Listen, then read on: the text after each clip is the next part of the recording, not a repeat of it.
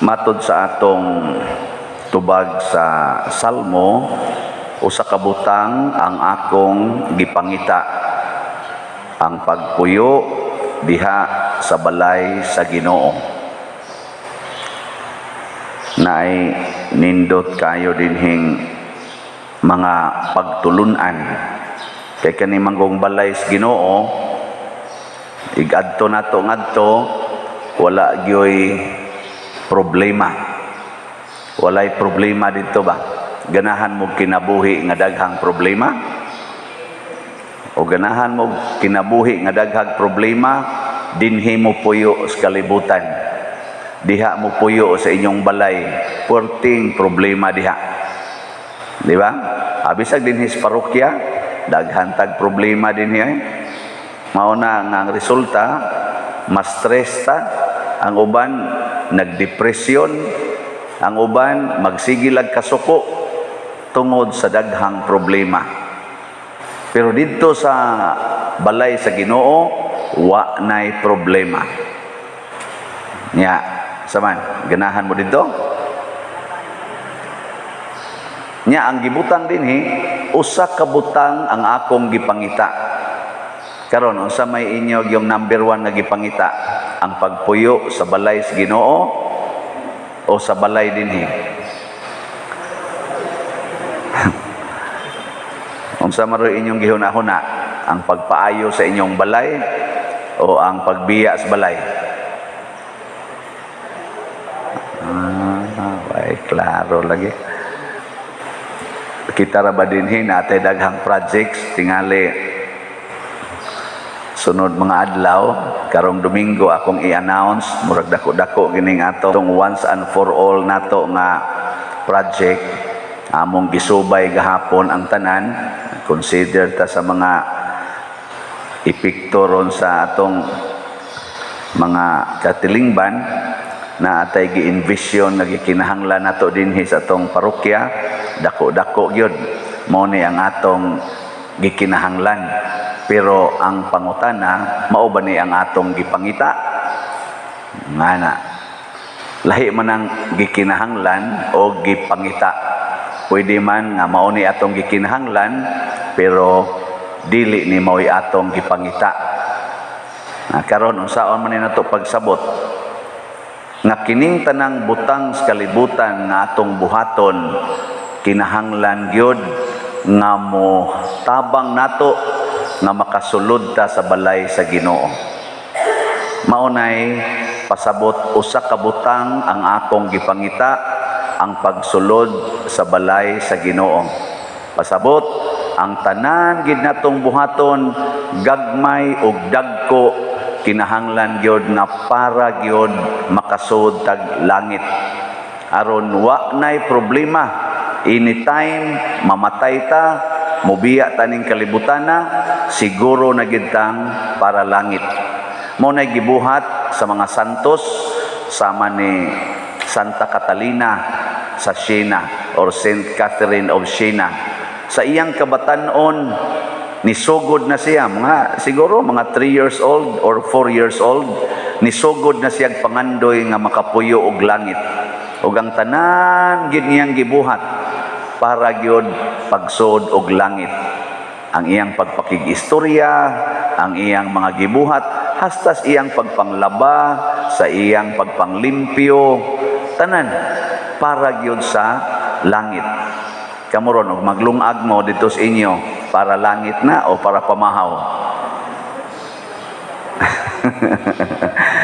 Kasagaran ra ba nato maglungag? Para ra gyud pamahaw, para paniud to. O gahapon ang atong mga lumad dinhi nagpista. Unsa man tong pista ha? Para langit to o para lang makahikay? Para lang makadisco, para lang lipay-lipay. O kutob ra ta diha, away kapuslanan. Karon na atay mga projects dinhi nga atong gipangandoy, muna maligya tag slots. Kada palit og slot para unsa man na, para lang mahuman atong project. Why kapuslanan na? Muna kada nato palit og slot, kada nato himo og project dinhi para gina siya sa langit. Mao na siya. Kining inyong pagsimba unsa man ni? Para lang maayo ang inyong panglawas, para matagaan og grasya o para langit ni? Mao na ini kung mas misa di gyud mo manglibak. Din agyod mamakak, di ba? Uy, ini humanos misa maglinibak kay ana pa diya sa atubang nga simbahan. Narita ko usay masakpan ba nga mag-istorya. Kung saan ninyang istoryahan, libak, isa di pa diroy na alam may problema nga kanama. Nako kana, basta makapalangit. Mo na siya ay importante. Mo na si Jesus, iyang pakita ba na ang tanan gid niyang gibuhat para gyud sa langit. Nya kay para mas langit ang una gyud kaayong kinaiya nato nga sa tanan natong buhaton para gyud sa paghatag og kaayuhan sa isig katawo. Mao gina siya'y makapalangit nga ang atong gibuhat para sa kalipay, para sa kaayuhan sa atong isig katawo. Mao na nga niingon siya diri ni Felipe, daghan man kay ni mga tawo, gutom naman kay ni sila. Asa man tag pagkaon nga ipakaon ani nila. Sus reklamo dayon si Felipe, kadaghan ani, asa gud ta, asam tag kwarta. Ana dayon mao man dayon na ang atong tawhanon nga kinaiya. Pero si Jesus lahi kayo. Ang iyang gisulti ingon siya, palingkura sila. Nga ang gamay niyang pagkaon, 5 ka pan o 2 ka isda, iyang bahin-bahin, iyang gipanghatag. Wa siya maghunahuna nga kadaghan aning tao unya kaning akong pan 5 ra ka buok ipanghatag pagyon. Wa unsa may gibuhat ni Jesus, diretso gid siya hatag, nagpasalamat sa amahan niya, hatag dayon. Unsa may nahitabo sa pan nga 5 ka buok, nga mga 5,000 man tong tao, nakabusog sa 5,000 ka tao, tagbaw gid sila kabusog, nasubrahan pagyon og 12 ka bukag. Kani mao ni ang atong pamalandungan. Kay usahay ang atong yung hunahuna tigom. Ako gini, tigom muna kuralon ang balay kay ako gini.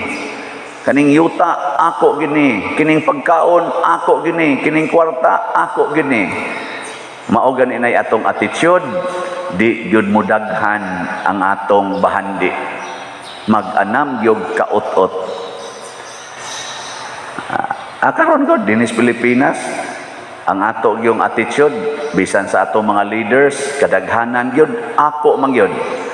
Mao na ang ato mga leaders kadaghanan sa atong nasod gikan gyud sa nasyonal hangtod ngadto sa barangay.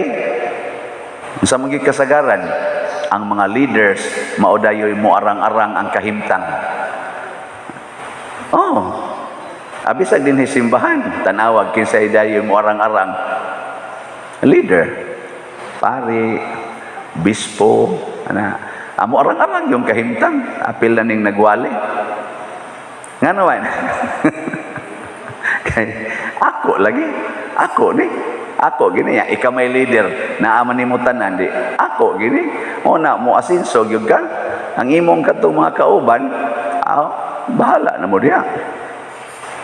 Muna itong attitude, pero si Kristo, lahi. Gipakita niya unsay kinaiya nga makapalangit. Ang usa di ay ka-leader mutudlo og muhatag. Mutudlo og muhatag. Paminawon man siyag sa dili, sige hatag. Kadto ganing iyang gipanghatagan mga 5,000 man to ka tawo, daghan baya ato nga maoy niingon niya ilansan siya sa cross. Nahibaw na biya si Kristo anadaan na kining akong gipanghatagan maurasan ni ang mupalansang nako sa cross. Pero hatag yun. Na ako din hatag lang yun ko ninyo, bahala makaingon ko kani mga tawhan na maurasan ni mo unay niya na akong libak. Ning kamot la sa gugatag. Ay noon wa tingin mo simba din niya libakiro. Natug pa ron. kamo sa nanimba din kaila naman sa mo nako no. Bisag kamo mga online kadang sigig tan-aw sa online. Gabi bitaw daghan kayo diri og gahapon, daghan kayo nagpa-picture kay nanganhisan sila mga online parishioners. Nindota. Nga nindot kay paminahon ba, pader, picture ta pader. Asa man mi mo palit og slot. Nako sige picture sa dire. Sige mamughisgot anang slot pero sa kung una-una ingon ko, na yun palit. Ini ko man diri picture katara dito ay opisina. Sus pader mo gini among kalipayan ang pagpalit og slot nako nindot sa dani nila. Ay kamo, alipay mo nga mo palit og slot o mag-uol. Nindota din ninyo. No? Ito ganing halin karon abot naman ni 2,755 ka slots. Di pakpaka na ito na malit. Ang atong gibaligya, 54,000 slots. So, napay hibilin 51,245. Pero ako ning adjuston kay dako kayo ni problema. Hindi lang ako lang niya i-explain ninyo. Pero nindot kayo para gis langit. Inighimo na nato niani mga igsoon unsa may sunod mahitabo, pulos kalipay ang atong bation. Malipayon ta sa tanang panahon.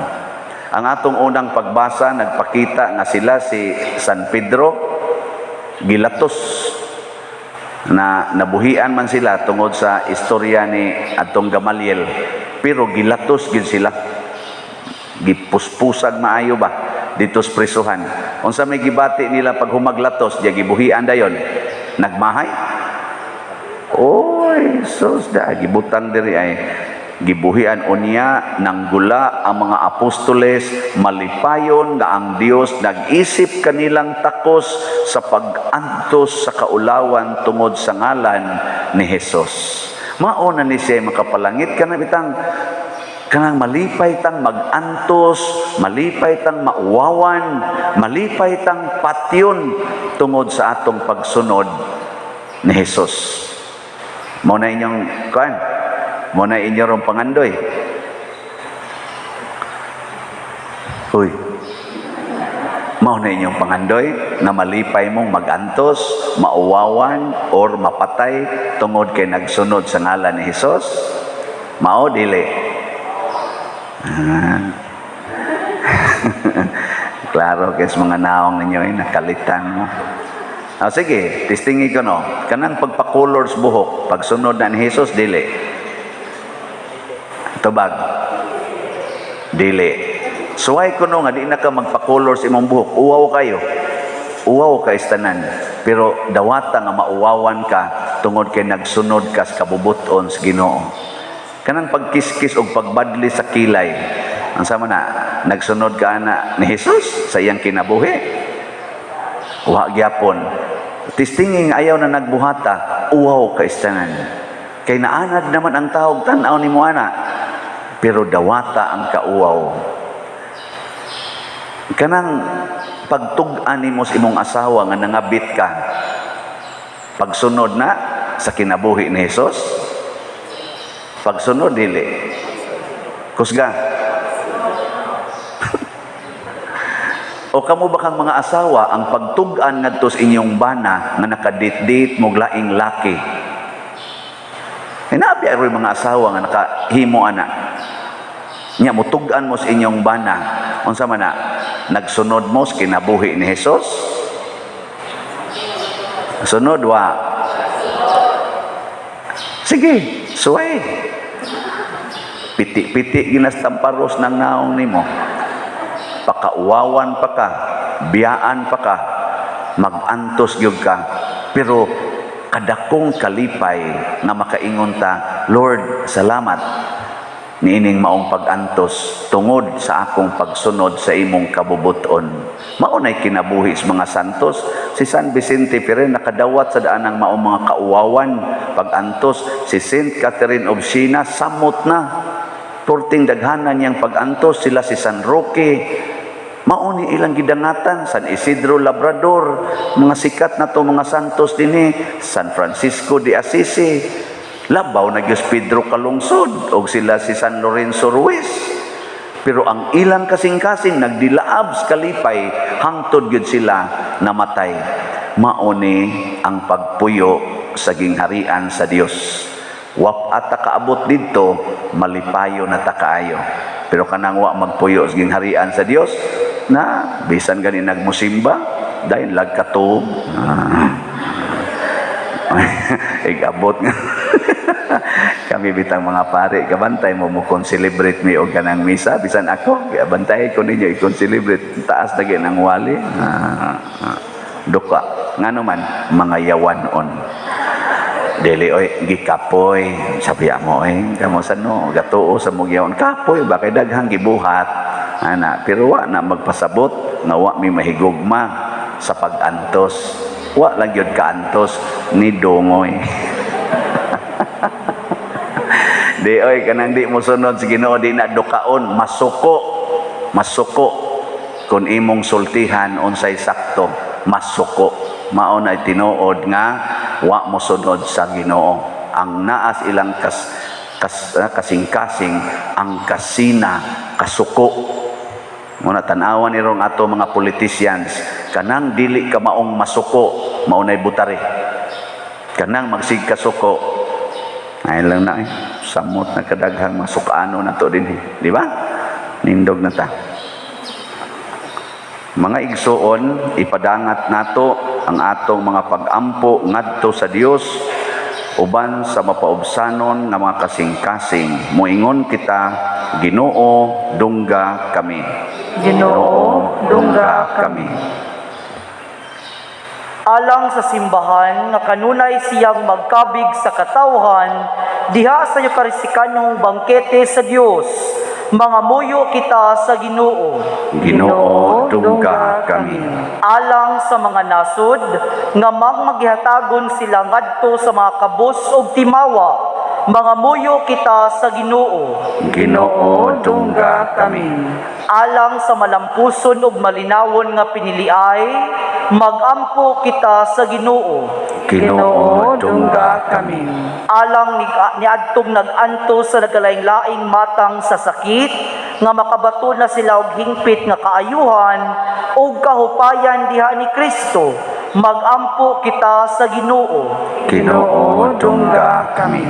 Alang sa sulugoon sa Dios, Teofilo Kamumot, obispo, nga mabayaw na sa kadungganan sa altar, mga muyo kita sa Ginoo. Ginoo, dungga kami. Alang sa mga proyekto dinhi sa atong simbahan nga pinaagi sa pangama ug paggiya ni San Vicente Ferrer, magmalampusod ug bahuman unta, sumala sa atong mga giplano ug gipangandoy, magampo kita sa Ginoo. Ginoo, dungga kami.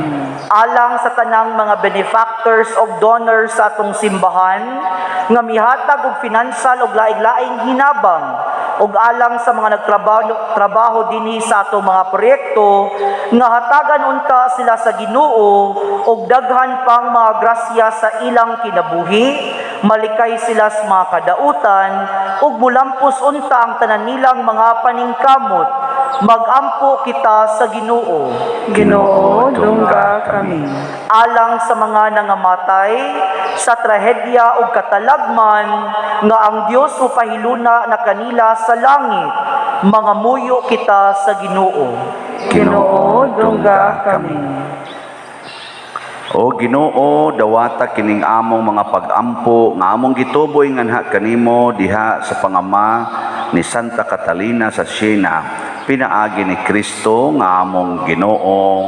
Amen.